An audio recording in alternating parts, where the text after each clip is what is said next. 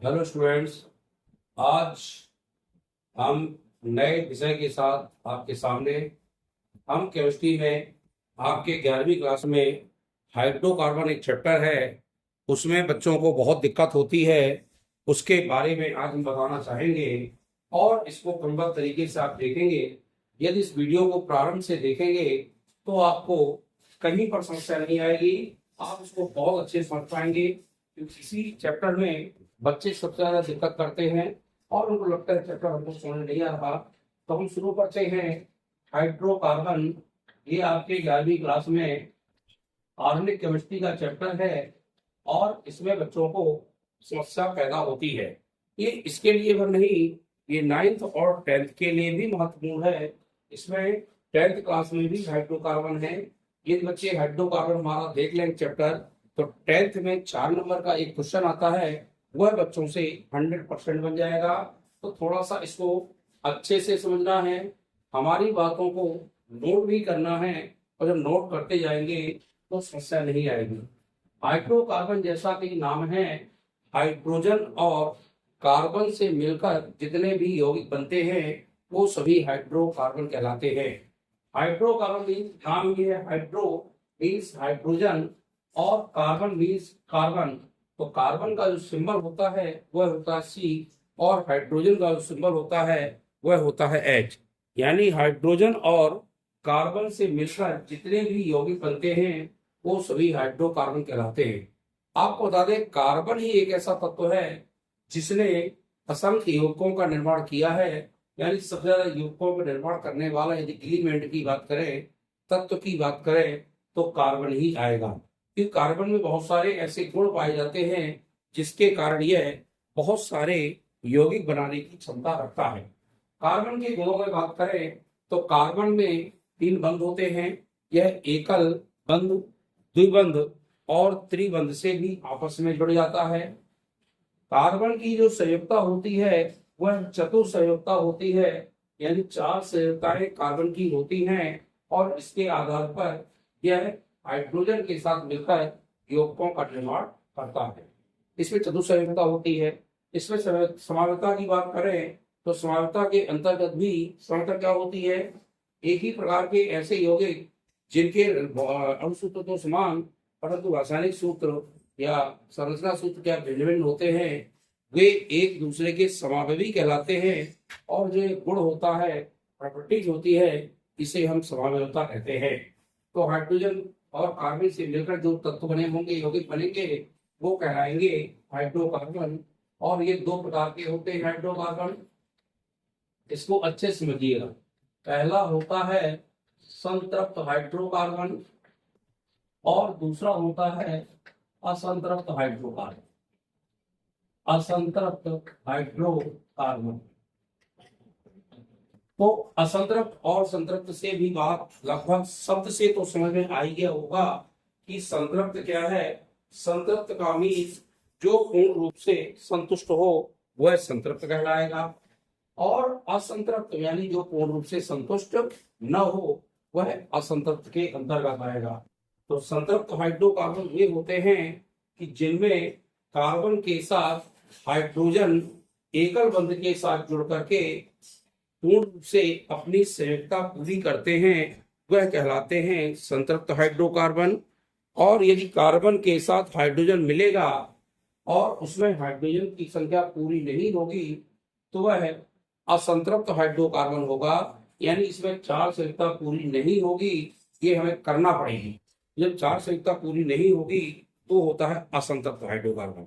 शब्द से समझ लें, संतृप्त का मतलब आपने देख लिया कि जैसे आप 4 रोटी की आपको भूख है और आपको पूरी 4 रोटी दे दी जाए तो आपका पेट पूरा भर जाएगा और आप कहेंगे हम संतृप्त हो गए, कहेंगे नहीं कहेंगे। इसी प्रकार से यदि हम आपको 2 रोटी दें, भूख आपको 4 रोटी की है, तो आप कहेंगे अभी तो हम असंतृप्त है, अभी हमारा पेट नहीं भरा, निश्चित रूप से हमें और आवश्यकता है, तो वो कहलाएगा असंतृप्त। अब मान लीजिए रोटी हमारे पास ना हो तो किसी न किसी ऐसे चीज से हम पेट भरेंगे, कोई ना कोई सप्लीमेंट्री फूड खाएंगे जिससे हमारा पेट भरेगा, वह कहलाएगा असंतृप्त। यानी वो असंतृप्त है, पूर्ण रूप से वह संतृप्त नहीं हुआ, उसको दूसरी चीजों से उसका पेट भरा गया, तब वह जाके संतृप्त हुआ, तो यह असंतृप्त कहलाते हैं।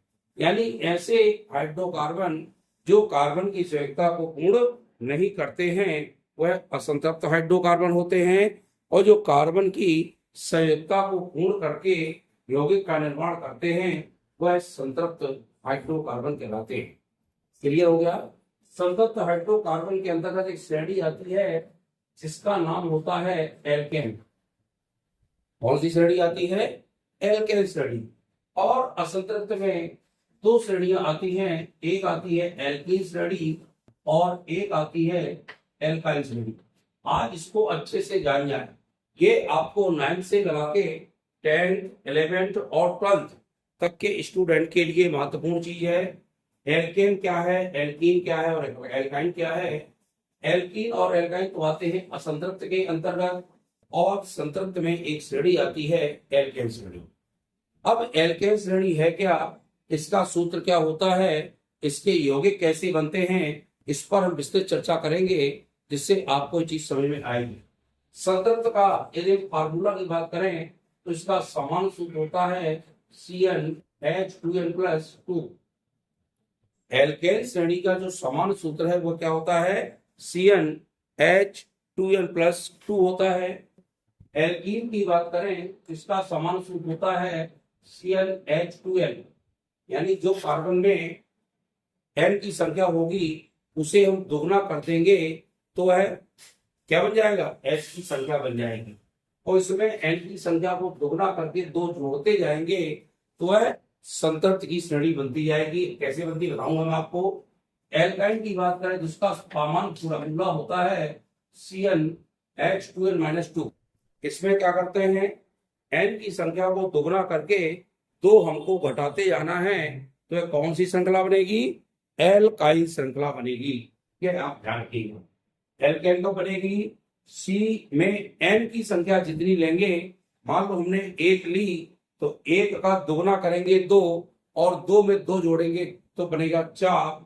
तो ये पहला जो फार्मूला होगा वह एल्केन श्रेणी का होगा। यदि हमने 1 लिया वहां दोगुना सिर्फ कर दिया तो C के 1 और H के 2 बनेंगे, तो वह एल्कीन श्रृंखला होगी, और उसमें दोगुना करके 2 घटाना, मान ली हमने 1 लिया और दोगुना किया तो 2 आया, और 2 में 2 घट गए तो 0 आया, यानी उसका सूत्र यह बना CH। तो यह किसके अंतर्गत आएगी, यह आएगी एल्काइन श्रेणी के अंतर्गत। तो पहले हम एल्केन श्रेणी चर्चा कर लें। अब इसमें थोड़ा सा आपको एक चीज याद करना है, यदि N की संख्या 1 होता है तो इसको मैथ पढ़ते हैं। क्या पढ़ते हैं, हम इंग्लिश में लिख रहे हैं मैथ। क्या पढ़ते हैं, मैथ पढ़ते हैं। इनको बिल्कुल नोट कर लीजिए कागज में और अच्छे से इनको रट लीजिए, तभी ये बनेंगे। यदि N की संख्या 2 आएगी तो इसको पढ़ते हैं एफ। क्या पढ़ते हैं, एफ, ETH, ETH लिखा है, ये ETH। यदि N की संख्या 3 आएगी तो इसको पढ़ते स्टूडेंट प्रो, और इंग्लिश लिखेंगे PRO, प्रो। नोट करते जाएं। यदि N की संख्या 4 होगी तो इसको पढ़ते हैं ड्यू, और यहां भी पढ़ेंगे ड्यू, DUT। इसमें कोई दिक्कत तो नहीं किसी को ना, इनको नोट कर ले, उनको रट लीजिएगा। N की संख्या 5 आएगी तो इसको पढ़ते हैं पेंट, और इंग्लिश से भी लिखेंगे पेंट। N की संख्या 6 में इसको पढ़ते हैं हेक्स, और यहां पर भी लिखेंगे HEX, हेक्स। क्लियर। यदि N की संख्या 7 आएगी, यहाँ पढ़ेंगे हेट, और यहाँ भी आएगा HEPT, हेट। N की संख्या 8 होगी तो इसको पढ़ेंगे ऑफ, और OCT इसको यहाँ पे लिखेंगे। नोट कर लीजिए जल्दी से। N की संख्या 9 में पढ़ते हैं नोन, और यहाँ भी पढ़ेंगे NONE, नोन, नोन। और N की संख्या 10 होगी तो इसको पढ़ते हैं डेट, और यहाँ भी पढ़ेंगे डेट। ये आप नोट कर लें। N की संख्या 1 लेने पर हम मैथ पढ़ते हैं, और N की संख्या 2 होने में एच पढ़ते हैं। नोट करें ETH। N की संख्या 3 होने पर तो पढ़ते हैं, ये आपके इसमें भी काम आएंगे, इसमें भी आएंगे, और इसमें भी काम आएंगे, तीनों में काम आएंगे। मात्र N की संख्या को बढ़ाते जाएंगे और H की संख्या को फार्मूला के अनुसार रखते जाएंगे, देखिए कितनी जल्दी सूत्र लेंगे, आपको रटने का कहीं काम नहीं होगा, सूत्र आप अपने आप तैयार कर लेंगे।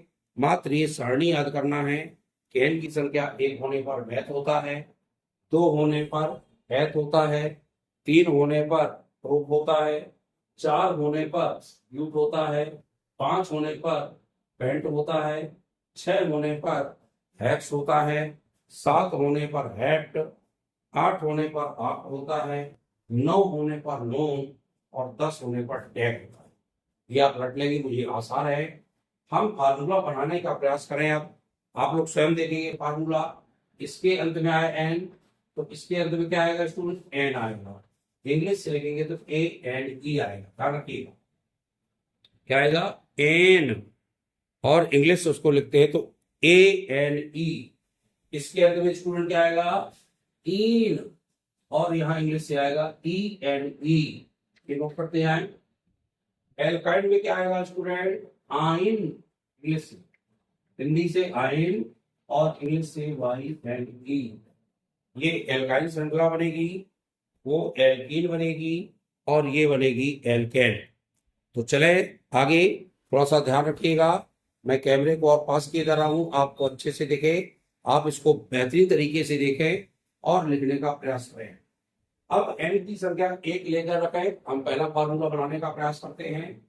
इसमें आपको n में 1 रखना है, 1 रख दिया हमने, अच्छे समझ लेना इसको, आगे सब आपको स्वयं बनाना है। h की संख्या में हमने 2, यहां भी n में 1 रख दिया और धन कर दिया 2। अब देखिए स्टूडेंट्स का फार्मूला क्या बना, c का 1, तो 1 जरूरी कि हम लिखे, 1 न लिखेंगे तो भी 1 माना जाता है। अब c में देखें, 2 में करें 1 का गुणा तो 2 एकम 2 आएगा, और धन 2 लगा है तो 10 2 2 1 2 4 लिखते रहेगा 4, ये बन गया। सपोज करें 2 के लिए मान लो हमने यहाँ 2 लिखा, यहाँ भी 2 लिखा, तो 2 यहाँ लिखे, 2 दूनी 4, 4 में 2 जोड़े 6 आ गए, ना। 3 देखें, यहाँ हमने 3 लिख दिया और यहाँ भी 3 लिख दिया, तो क्या होगा, सी के कितने होंगे, देखते जाइए, 3, एक्स में 3 दूनी 6, 6 में 2 जोड़ो कितना हुआ 8। यानी आपने देख लिया होगा सी में 1 बढ़ रहा है और एच में 2 बढ़ रहे हैं, देखें 4 लिखा, 4 में 2 बढ़े तो 6, 6 में 2 बढ़े तो 8।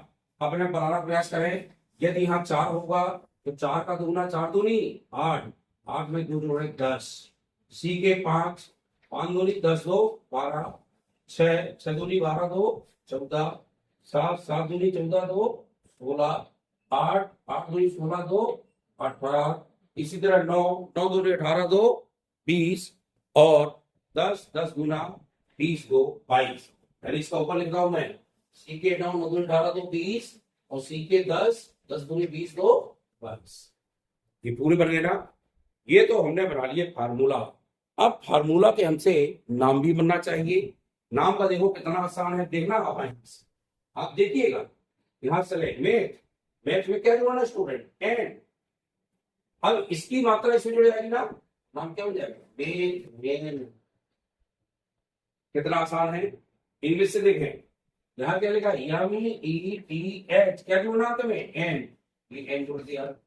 पढ़ेंगे मेथड की नहीं पढ़ेंगे, बताइए। यहां हमने जोड़ा एथ, हिंदी से देखें एथ, एथ में मात्रा लगाए ए ना, क्या बना एफ है, और इंग्लिश से देखो ETH लिखा ना, ये जोड़ दो, क्या नाम बन गया, एथेन। ये तो बना लोगे ना। अब प्रोप यहां पर है और प्रोप में भी हमको जोड़ना है एन, तो प्रोप में जोड़े एन, प्रोपेन, यहां पे जोड़े प्रोप एन, प्रोपेन। 4 में क्या है यहाँ पे, ब्यूट, एन जोड़ते जाओ, कुछ नहीं करना, ब्यूटी, ये जोड़ गया। पेंट है 5, पेंट में जोड़ दो एन, और इसमें भी जोड़ दो एन, क्या बन गया, पेंटेन। 6 में जोड़ो, हिंदी से देखते जाओ, एक्स, एक्स में जोड़ो एन, और इसमें भी जोड़ो एन, क्या दिक्कत है। 7 में जोड़ो हेट, और हेट में जोड़ो एन, और यहाँ भी जोड़ो एन। यहाँ क्या है, आओ ये देखते जाओ, वो ऑक्ट लिख दिया, एन की मात्रा लगा दो, एक की मान लिख दो, और यहाँ देखो OCT एक एनी, यहाँ देखो नोन, एन की मात्रा known, NO N any known N, यहाँ देखो डेक, ए की मात्रा डेक, और यहाँ बनेगा डेक ए। नोट करिए कितना आसान है, अपने आप बनाते आप चले जाएंगे, यहाँ कहीं समस्या नहीं आएगी। देखिए आप लोग बताइएगा, जहां दिक्कत हो कमेंट करके जरूर बताइएगा दोस्तों। मैथ में हमने एन जोड़ दिया, बन गया मेथेन। ये 10वीं में एक क्वेश्चन आता है कि एल्केन श्रेणी के 4 सदस्यों के नाम लिखकर उनके नाम लिखिए, और भी मैं बताऊंगा संरचना सूत्र, अणुसूत्र, ये भी बताऊंगा अभी आपको, तो ये भी बाद में सीखेंगे। ये आपने देखा मेथेन, सी के 2 है, एच के 6 है, तो आपने देख लिया एथ बनता है, और एथ में एन जोड़ते हैं तो एथेन बन जाता है। सी के जो 3 होते हैं, एच के 8, तो प्रोप में एन जोड़ते हैं और बन जाता है प्रोपेन। इस तरह से आप देखते जाइएगा। प्रोपेन के बाद 4 लिखा तो ब्यूट में एन जोड़ दिया तो ब्यूटेन बन गया। कितना आसान, चाहे इंग्लिश से लिख लो और चाहे हिंदी से लिख लो। 5 में देखा तो पेंट बनता है, एन जोड़ दो तो बन गया पेंटेन। 6 में देखो 6 दूनी 12 2 14, हेक्स में एन जोड़ो तो बनेगा हेक्सेन। 7 में जोड़ो तो हेप्ट में एन जोड़ो तो बनेगा हेप्टेन। 8 में एन जोड़ो तो ऑक्टेन बनेगा। 9 में नॉन में जोड़ो एन तो नॉन एन बनेगा। ऊपर लिखा, थोड़ा ध्यान दीजिएगा, नीचे जगह नहीं थी, ऊपर लिखा मैंने नॉन एन। और 10 में ऊपर कहाँ लिखा, देख लीजिए, ये लिखा है 9 30 नॉन एन, 10 22 देखें। इस तरह से पूरी श्रृंखला तैयार हो गई। कौन सी, एल्केन श्रृंखला की। आगे भी होते हैं, आगे मैं बात बताऊंगा, आगे भी इतनी आवश्यकता नहीं है, 10 तक पहले याद करें। और ये आपको याद करना है, जब ये याद करोगे तो चाहे वो एल्केन श्रृंखला हो, चाहे एल्कीन श्रृंखला हो, और चाहे एल्काइन श्रृंखला हो, आप फौरन सबके सूत्र बना लोगे। तो जब सूत्र बन जाएंगे तो आपको दिक्कत नहीं होगी। क्वेश्चन तो 10 के लिए क्या होगा, 11वीं के लिए बहुत ही महत्वपूर्ण है, क्योंकि 11वीं का जो चैप्टर है बहुत टफ है।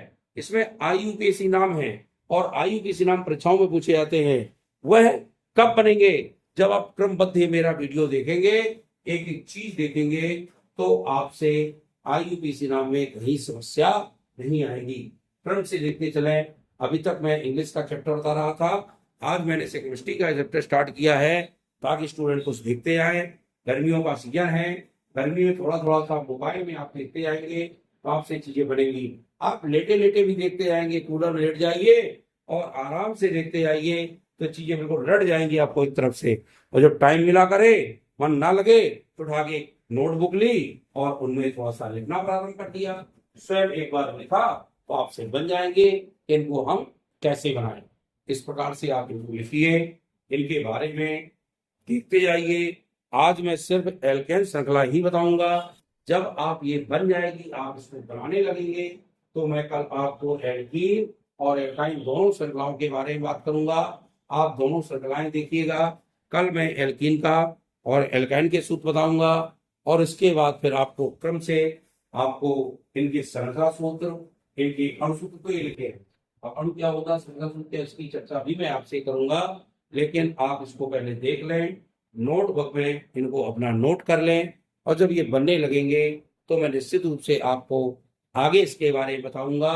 इन वीडियो को देखें और वीडियोज को सब्सक्राइब, लाइक करें, शेयर करें, ये बहुत जरूरी है। और आपको अच्छा लगे तो शेयर भी करें, ताकि आपके जो और स्टूडेंट हैं उनको भी, वो लोग भी बहुत अच्छे से इसको देखें, और देख करके जब ये पूरा देखेंगे तो उनसे भी बहुत सारी चीज बनेगी, और वो आपको भी धन्यवाद देगा कि आपने बढ़िया चीज मुझे बताई है। और ये किसी भी क्लासों के लिए, चाहे आप ध्यान रखिएगा, ये 11वीं के लिए बहुत ही महत्वपूर्ण है, लेकिन 10th में भी एक चैप्टर है इसमें, कार्बन हमारा चौथा चैप्टर, उसके लिए भी ये अति महत्वपूर्ण है। आप वीडियो को देखें, लाइक सब्सक्राइब करें और शेयर करें। बहुत बहुत धन्यवाद।